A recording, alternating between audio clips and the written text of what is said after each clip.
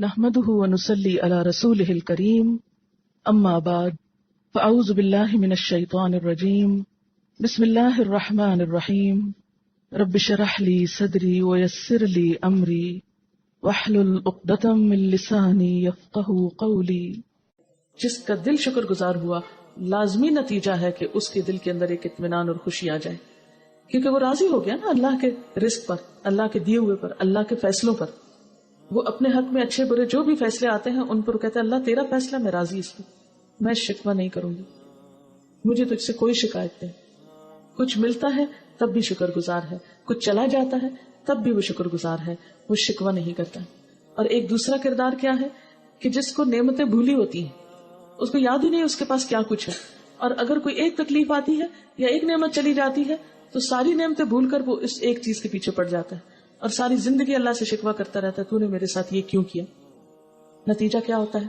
جتنا چاہے انسان جھگڑ لے پھر اللہ سے، حاصل تو کچھ نہیں ہو سکتا، فائدہ تو کچھ نہیں ہو سکتا.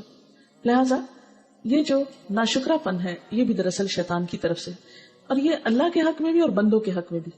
آپ دیکھیں کہ بندوں کے حق میں شکر گزاری کیا ہوتی ہے کہ جس کا آپ پر کچھ بھی احسان ہو آپ اس کے خیر خواہ رہیں، آپ اس کا بھلا چاہیں، آپ اس کی بھلائی کے لیے فکر کریں، آپ اس کا برا نہ چاہیں، اس کے ساتھ اچھی طرح پیش آئیں.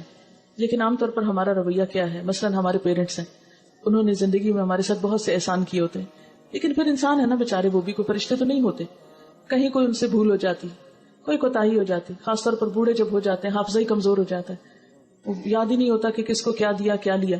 کہ بچے اپنے ایک ایک حق دیکھ رہا ہوتا ہے، اچھا یہ فلاں بہن بھائی کے ساتھ یہ کیا تو ہمارے ساتھ کیوں نہیں کیا.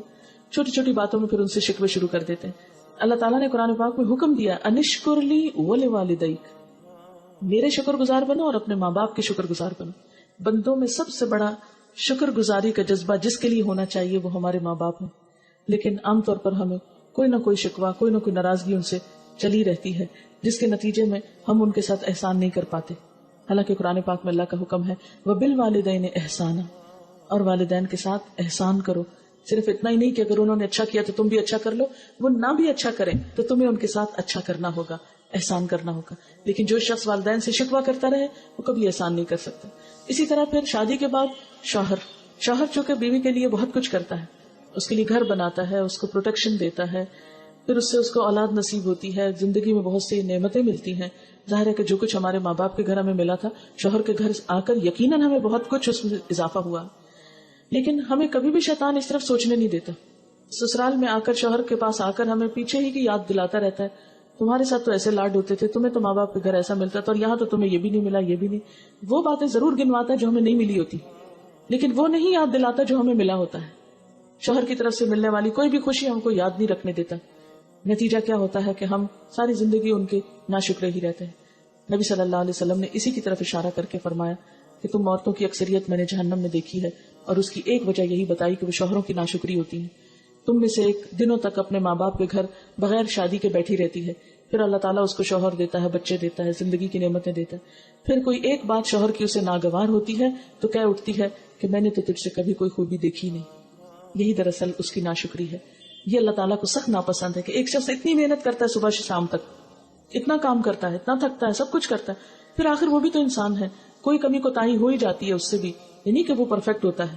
ناشکرا پن کیا ہے کہ کسی کے بڑی خیر خواہی اور نیکی کو بھول کر چھوٹی سی غلطی پکڑ لینا اور اس پر اس کو معاف نہ کرنا. اور جو انسان یہ رویہ رکھتا ہے، ایک نیگیٹو سوچ کا مالک ہوتا ہے، وہ کبھی کسی انسان سے بھی راضی نہیں ہو سکتا.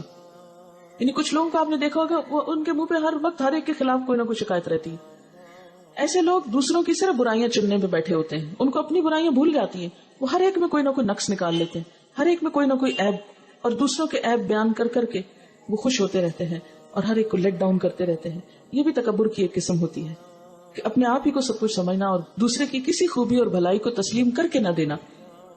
تو یہ ایسے لوگ شیطان کے جال میں پوری طرح جکڑے ہوئے ہوتے ہیں، لیکن ان کو احساس ہی نہیں ہوتا کہ وہ کس مشکل کا شکار ہیں.